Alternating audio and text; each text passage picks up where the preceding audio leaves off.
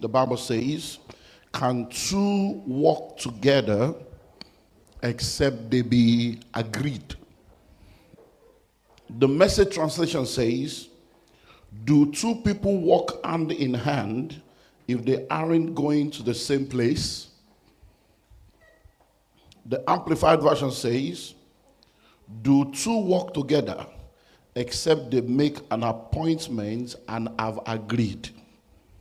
So one of the things that will determine if we are all going to become successful in our relationship is understanding the power of agreement. Because one of the things that the enemy does is to try to bring disagreements in the midst of relationship. We know from the Bible how powerful agreement is. The Bible says two are better than one. The Bible says one will chase 1,000 and two will put 10,000 to flight. So when we are together, united we stand, divided we fall. A house divided against itself cannot stand. So being in agreement as a couple is very, very important if we are going to be the best version of ourselves and maximize our possibilities. But I want to give us what I consider to be the definition of marriage. And please note my word, the definition of marriage, not a definition, the definition. Now, if you don't agree with my definition that I'm about to give you, you are entitled to your own opinion. I am not God. I don't have all the answers. But this is the definition of marriage. What is marriage? Marriage is a covenant commitment to love an imperfect person unconditionally for the rest of your life. Marriage is a covenant commitment to love an imperfect person unconditionally for the rest of your life. When you sit down with the couple that have spent 31 years together and they begin to offload what is the content of that 31 years, you will realize that there are ingredients in that 31 years that taken on its own is not palatable, but put together has created 31 years of testimony. It's like eating a cake. The cake looks very sweet, and then it tastes sweet. But inside the cake, there is egg. And taking raw egg is not palatable. Inside the cake, there is flour, there's sugar, there are all kinds of stuff that you cannot necessarily take on its own. But put together, you enjoy the flavor of the result. So if you abandon the process because of the raw egg, you won't get the cake that will be the testimony of the end. So marriage is a covenant. It's a commitment. So when you are going into marriage, you are entering into a covenant. Number two, you are making a commitment to someone. Now, marriage is a covenant. Hello? And it's a commitment to love an imperfect person. Love is not a feeling. Love is a choice. Even though love involves a feeling, love is not a feeling. So when you understand marriage, you realize that you have made a decision, and whether you feel like it or not, feelings come, feelings go, but your decision stays the same. You stay committed to the decision, and then the feelings will return after a while. You will never feel good about your spouse 24/7.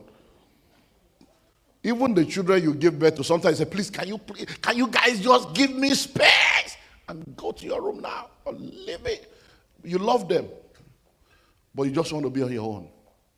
So marriage is what? It's a covenant commitment to love. That means to accept. It doesn't mean you're going to feel good, because we live in a world now where people are making decisions based on their feelings. Never make a permanent decision based on temporary feelings. I don't feel good about you anymore. I don't feel safe anymore. I don't feel. And today now everything is mental health. My mental health, this atmosphere is just so toxic for me right now. You're messing up with my mental health. Everybody is feeling. You will not always feel good. But you made a commitment. Feelings will come, feelings will go. But commitments must remain the same. Hello? Marriage is a covenant commitment to love an imperfect person. There are no perfect men on earth. There are no perfect women on earth. Everyone you meet on earth will not be perfect, but they can be perfect for you. Hello? So when you come in contact with someone and you enter into that covenant of marriage, you must enter knowing fully well that this person is not perfect. You know, we are looking for Mr. Perfect, Miss Perfect, Mr. Right, Miss Right. There's nobody that is perfect. You're just supposed to be looking for someone that is perfect for you. And the person that is perfect for you is the person that is coming with a weakness that you have the strength to cover. Hello? So they come with a weakness, but that weakness to you is like, oh, I can deal with this because I have what it takes to cover this one. Why? Because when they are coming, there is a weakness you have that they are also coming to cover. But the problem is that when we now get into relationship and we start seeing the imperfections of people, we tend to now conclude that the imperfection means that they are not good enough or they should be discarded. No, the imperfection simply means this is your assignment. Hello? This is your assignment. So marriage is I'm just breaking down the definition as we go forward. Marriage is a covenant commitment to love an imperfect person unconditionally. Unconditionally. Every time you qualify love with a condition, there will be an expiry date. Hello? There will be an expiry date. You are a Christian. Is it every time you love God? Why have you not abandoned him? Don't you even wonder, don't you answer prayer anymore? Haven't you been there when you prayed for someone, he answered and he has not answered your own? Haven't you been there when you were praying and you fasted and he seemed not to be answering, but you are still there, you are still serving him? Why? Because you count him faithful. Hello? So it's a covenant commitment to love an imperfect person unconditionally for the rest of your life. Marriage is for a lifetime. It's not an excursion trip. I'm here now, and in a few days I'll be on my way back home. Journey is over. So I'm going to tell them I was in Australia last week, last month, last year. But you can't go into marriage and say, well, I was in that marriage last week.